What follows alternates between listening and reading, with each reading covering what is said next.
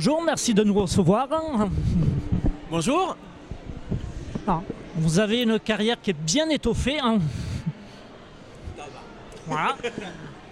Avec une grande variété et au niveau de ce que vous faites, que ce soit acteur, que ce soit scénariste ou autre. Comment ça se fait que vous ayez une fourchette aussi large? Je dirais le hasard déjà. Il y a certaines choses que j'ai faites, je ne pensais pas les faire un jour. Alors comédien, bon ça j'ai toujours voulu, donc voilà. Mais par exemple directeur artistique, diriger des doublages, tout ça, c'était pas prévu au programme à la base. Et là, il y a eu un moment, une opportunité qui s'est présentée. La question s'est posée, est-ce que j'essaye, est-ce que j'essaye pas, est-ce que ça va me plaire, et j'ai essayé, et j'y suis resté aussi. Et parmi vos nombreuses activités, qu'est-ce que c'est qui est le plus difficile, plutôt directeur artistique ou acteur, écrire?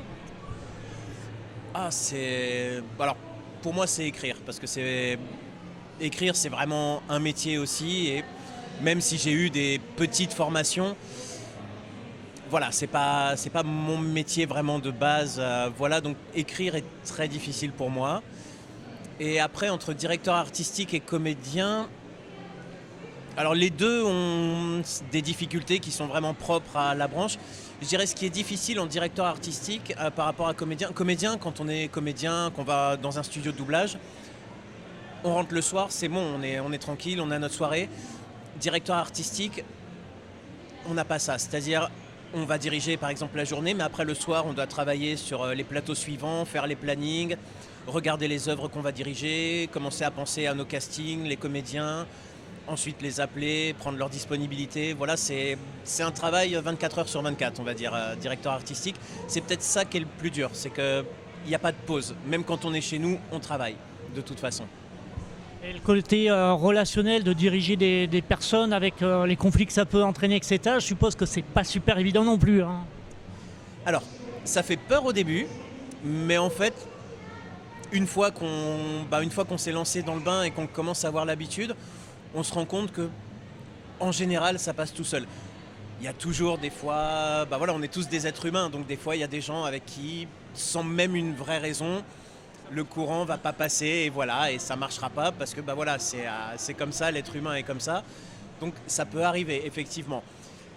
Mais dans tous les cas, on va rester professionnel, on va s'adapter, on va essayer de faire les choses bien, de mettre ça à part et d'y aller quand même.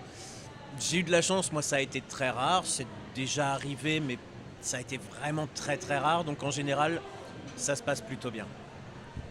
Et comment vous avez eu cette envie? Est-ce qu'il y a quelqu'un qui vous a inspiré pour faire ces métiers ou c'est venu comme ça depuis l'enfance? Je dirais ni l'un ni l'autre. Normalement non. Moi au départ, je m'étais dit je vais devenir comédien. Ça par contre, ça a toujours été depuis l'enfance. Mais dans ma tête, c'était uniquement théâtre et cinéma. Voilà, je ne pensais pas du tout au doublage. Et le doublage est venu tout à fait par hasard où un jour, un ami comédien, après une tournée au théâtre, m'a dit tiens, je vais assister dans un studio de doublage, est-ce que tu veux venir? Moi, j'avais rien d'autre à faire. J'ai fait écoute, vas-y, je te suis, je vais assister. Et le hasard a fait que j'y suis resté. C'est difficile au début, non, le doublage, hein? Alors je dirais oui. Oui. Il y en a toujours quelques-uns qui ont plus de facilité que d'autres, mais en soi, c'est très difficile au début. Le théâtre et le cinéma, on n'a pas que notre voix pour jouer, on a le corps, les regards, on a tout plein de choses pour exprimer les émotions, alors que le doublage, on n'a que notre voix. Et trouver la technique pour faire passer toutes les émotions uniquement par la voix, au départ, c'est très très difficile.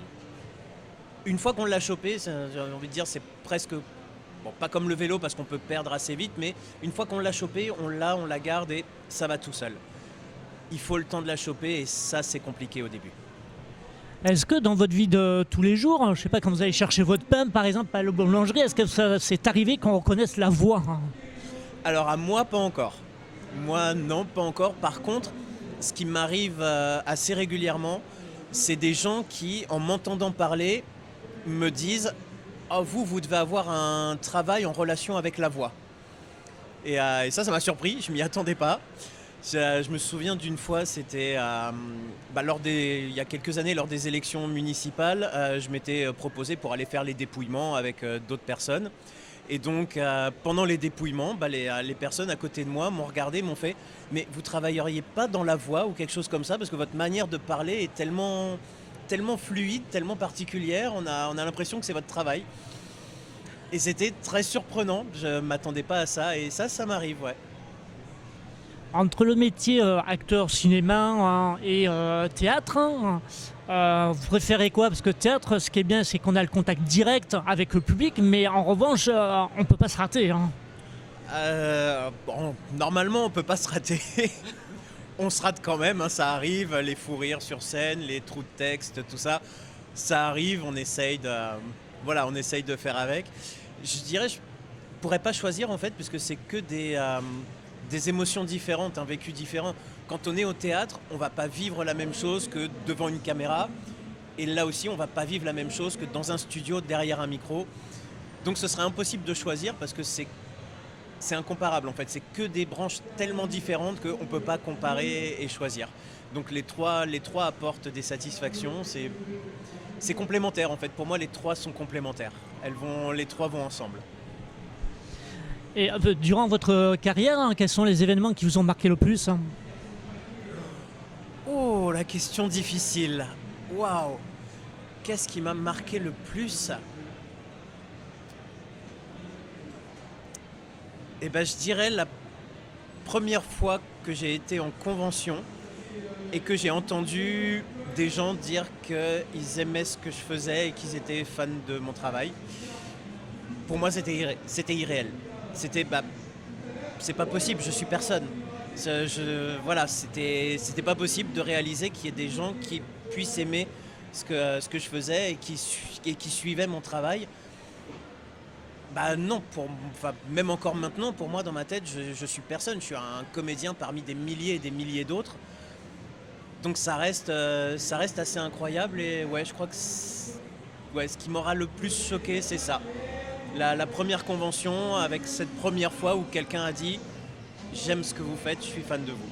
Ça reste irréel pour moi. Et physiquement, vous avez déjà reconnu ou pour l'instant jamais? Alors oui, mais on va dire pas à cause du doublage, c'est parce que je suis aussi très très actif sur TikTok.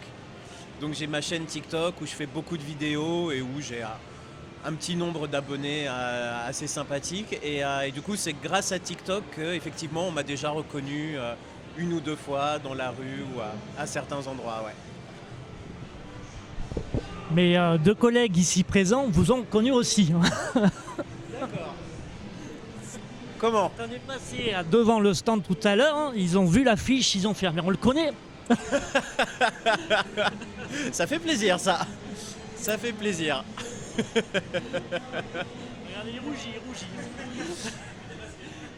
Connu pour les animés? D'accord, ça va, ils ont une bonne culture. Je valide. Alors, je vous ai gardé le meilleur pour la fin. Vos 3 films préférés? Je peux pas en choisir que 3, c'est pas possible. Oh là là, il y en a tellement. Qu'est-ce que... Oh non, mais là, c'est plus que piège, là. 3 seulement. Alors, des films que vous aimeriez voir à l'affiche et qui ne l'ont jamais été, que ce soit des films tirés de jeux vidéo ou de séries, que vous aimeriez voir que ça n'a jamais été à l'écran. Mais c'est encore plus dur. C'est encore plus dur comme question. Oh là là. Ah mais là il me faudrait des recherches, il faut me laisser 1 heure, je vais travailler dans mon coin là, je vais me mettre sur une table, je vais chercher, je vais réfléchir parce que là c'est tellement difficile. Après je sais pas, je suis très très fan de tout ce qui est film fantastique, science-fiction et films d'horreur. Donc à mon avis je vais choisir plutôt de ce côté-là. Mais il y en a tellement. Et au niveau de l'horreur, c'est plutôt les films trash comme Les Sceaux ou plutôt angoisse genre Stephen King, Poltergeist? Alors moi, ça va être surtout les films d'angoisse. Je n'aime pas du tout les films gore. Saw, je n'aime pas. Vraiment, c'est pas du tout mon truc. Alors par contre, les films qui font peur, qui installent vraiment un truc très, très psychologique, très dans comment dire, dans l'atmosphère, ça ouais. Par exemple, un de mes films d'horreur préférés, c'est un film espagnol, c'est Rec. Et voilà, celui-là, pour moi, ça a été enfin un nouveau film d'horreur hyper bien fait qui fait peur, qui fait réagir. Ça a été un immense plaisir de le voir au cinéma, celui-là. Comment vous trouvez en France le cinéma? Est-ce que vous trouvez qu'on est meilleur dans certaines branches que dans... Personnellement, je trouve qu'on est bon pour les comédies, mais que pour le reste, on se brouille pas terrible. Hein. Ça, c'est la question piège. Comment se faire blacklister de tout le métier, voilà, et ne plus jamais passer de casting de sa vie. Alors, je ne dirais pas où on n'est pas bon. Je dirais qu'effectivement, je pense que ce qu'on sait faire le mieux, ce sont les comédies. Voilà, voilà. Je n'irai pas dans la critique du reste. Je vais dire, voilà, ce qu'on sait faire le mieux en France, c'est là où on peut être fier, c'est vraiment nos comédies.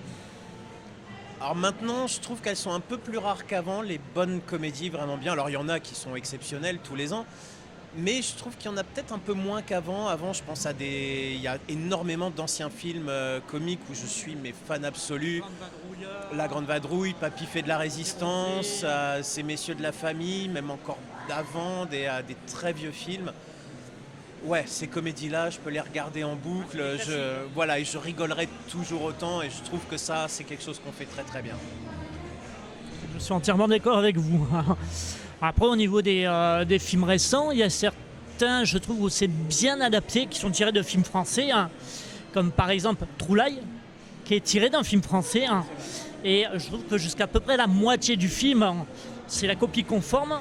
Et à partir d'un certain niveau, ils ont rajouté, mais c'est bien fait. En revanche, si on prend l'adaptation américaine du Dîner de cons, hein, je trouve ça raté. Hein.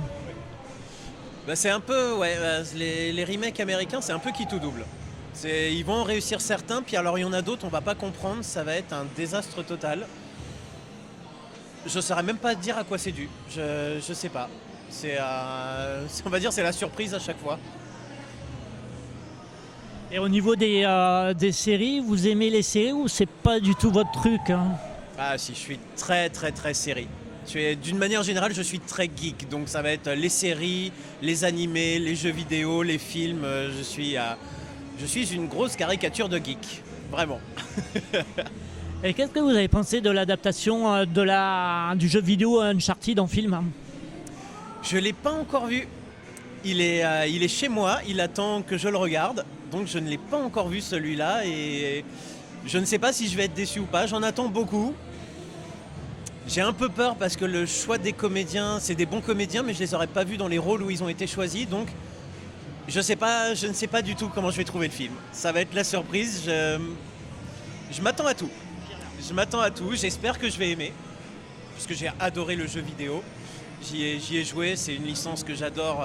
Donc j'en attends beaucoup. On va voir si je suis déçu ou pas. Tout à l'heure, on parlait des vieux films. Alors, les films des années 80, par exemple, hein, ils avaient fait une adaptation que beaucoup ont trouvé ratée, mais personnellement, j'ai trouvé qu'elle était bien proche. C'était l'adaptation de Mario Bros. Est-ce que vous l'avez vu, hein? Alors, je l'ai vu, mais j'étais tout petit. J'ai que de vagues images en tête. Je me souviens de Mario et de son frère. J'ai quelques images comme ça, mais alors je serais incapable de me souvenir vraiment du film.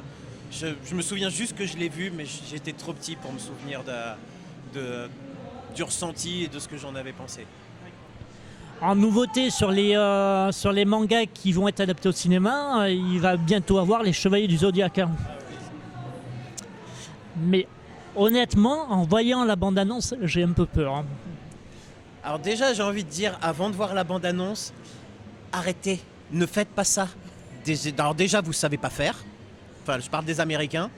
Parce que mine de rien, Nicky Larson, Philippe Lachaud, j'ai été le premier à dire qu'il allait se viander et le premier à dire que j'aurais mieux fait de fermer ma grande bouche et qu'il avait fait un travail absolument incroyable.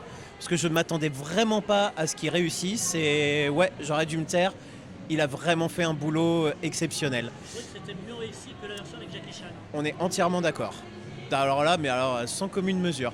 Par contre, les Chevaliers du Zodiaque, arrêtez. Les Américains, vous ne savez pas adapter des animés en film. Ça, vous n'avez jamais réussi.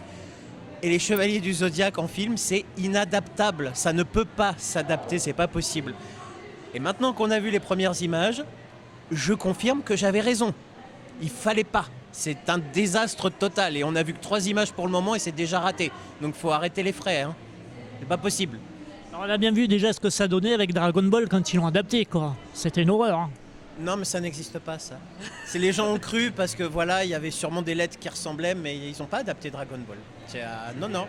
Je sais pas, ils ont fait quelque chose, mais non, c'était pas Dragon Ball, ça n'existe pas. Ça, c'est les légendes urbaines comme Indiana Jones 4 ou c'est ces trucs que les gens croient que ça existe, mais non, en fait, ça n'existe pas. On est bien d'accord. Hein. Ben, je vous remercie. Hein. C'était Cyril pour Ciné Passion 34. Avec grand plaisir, merci beaucoup.